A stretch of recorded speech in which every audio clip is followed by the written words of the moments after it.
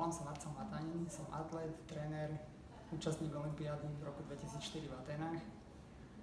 A tým, že sa momentálne venujem viac trénerčine, tak chcel by som vám poradiť, aké najčastejšie chyby robia začiatoční bežci. Čiže naozaj treba si dávať pozor v prvom rade, v akej obuvi beháte. Čiže naozaj si treba zobrať na beh bežeckú obuv.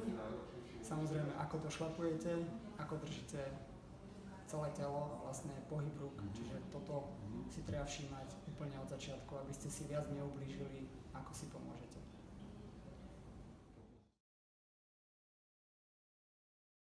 Pred behom vlastne je natiahnutie hlavy na jednu,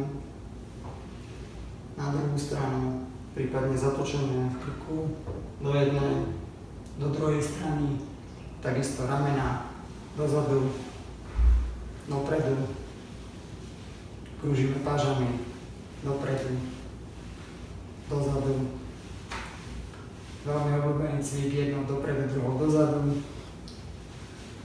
a opačne. Samozrejme trup, krúžime trupom vlastne v páni, trošku rozhýbeme. Samozrejme nesmieme zabudnúť na nohy, predné stehné svaly. Jedna, druhá noha. Natiahnutie lítok, prekryžíme nohu cez nohu, dýchame voľne pôsobiť váhu svojho tela. Jedna, druhá,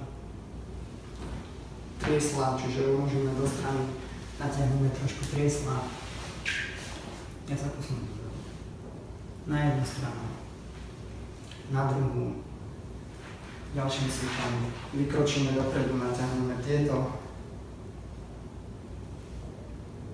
Jedna noha, druhá noha.